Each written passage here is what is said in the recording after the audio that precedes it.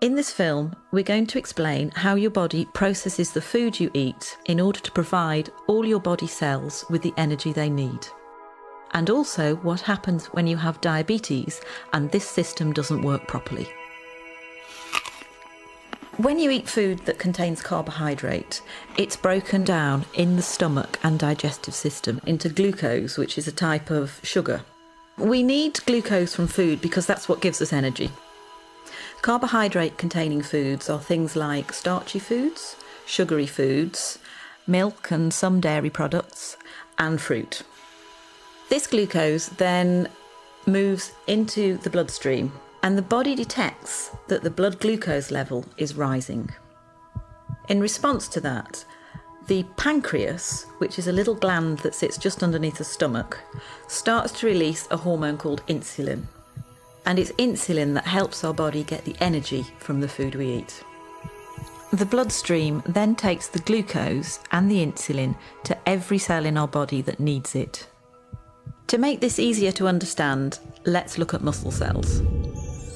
At the muscle cells, it's insulin that allows the glucose to get into the cells where it can be used for energy. It's a bit like insulin is a key unlocking the door to the cells so the glucose can get in.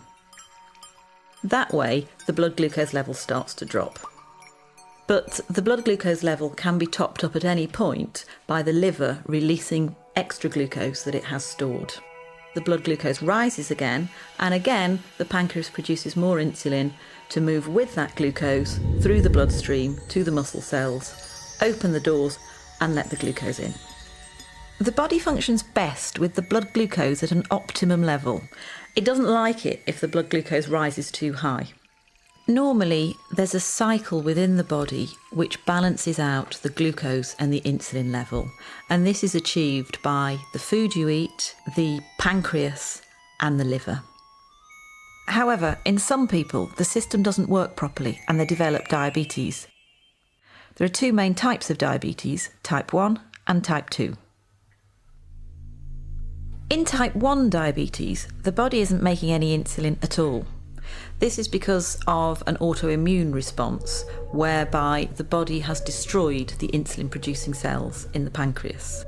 We don't entirely know why that happens in some people and not in others. Type 1 diabetes accounts for about 10% of all cases. It's most often found in the under 40s, and it's by far the most common type of diabetes found in childhood. In type 1 diabetes, the carbohydrate-containing food is broken down into glucose as normal. That glucose then moves into the bloodstream. Normally, the body would produce insulin to let that glucose into the cells, but in type 1 diabetes, there is no insulin being produced, so the glucose can't get into the body cells at all. So the level of glucose in the blood rises and rises. The body tries to lower the level of glucose, it tries to get rid of the glucose through the kidneys. That's why people who have undiagnosed type 1 diabetes tend to go to the toilet a lot to pass urine. As the kidneys filter the glucose out of the blood, they also take a lot of water with it, so the person with diabetes will get very thirsty. The urine contains a lot of glucose, and that creates an environment where it's quite easy for bacteria to thrive, so it's also quite common to get thrush or genital itching. In the same way, the blood contains a high level of glucose as well, so more bacteria than usual will tend to breed in flesh wounds, and they might be slow to heal. Glucose can also build up in the lens at the front of the eye, causing the liquid in the lens to become cloudy. That can mean that some people with undiagnosed type 1 diabetes can have blurred vision. Because the glucose can't get into the cells to be used for energy, somebody who's got undiagnosed type 1 diabetes is going to start feeling very tired, lethargic, and unable to sort of go about their normal daily routine. But the body still needs an energy source in order to work properly. So what it does is it starts to break down its fat stores, and that can lead to weight loss. So the main symptoms of type 1 diabetes are going to the toilet a lot, thirst, thrush or genital itching, slow healing of wounds, blurred vision, tiredness, and weight loss. These symptoms generally happen quite quickly, often over a few weeks, and can be reversed once the diabetes is treated with insulin. Type 2 diabetes accounts for about 90% of all cases in the population. It's most common in the over 40 age group in the white population and in the over 25 age group in the South Asian population. Type 2 diabetes is a little more complex because there's slightly more processes at work. Either the body isn't producing quite enough insulin, or the insulin it is producing isn't working properly.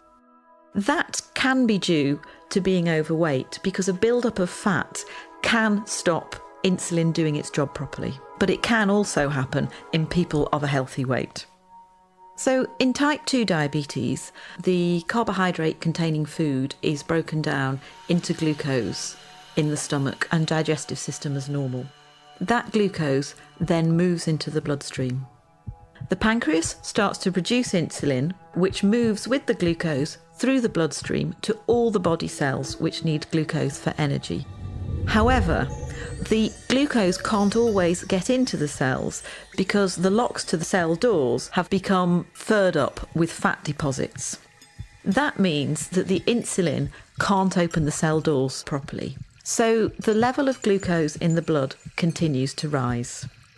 In response to this, the pancreas produces even more insulin.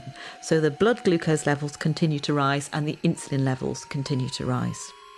This situation is further complicated by the cells, which are desperate for energy, sending out emergency signals to the liver to release stored glucose. The blood glucose level goes up and up, and the pancreas produces more and more insulin until it can't cope anymore, and eventually it can wear out. As with type 1 diabetes, the symptoms of type 2 diabetes are going to the toilet a lot, thirst, thrush or genital itching, slow healing of wounds, blurred vision, tiredness and weight loss in some people. The symptoms for type 2 diabetes come along very slowly, and some people don't have any symptoms at all. So for that reason, people can live with type 2 diabetes for up to 10 years before they realise that they have it. Type 2 diabetes can be treated in a number of different ways. Initially, it may be sufficient to make changes to the food you're eating and to take extra physical activity.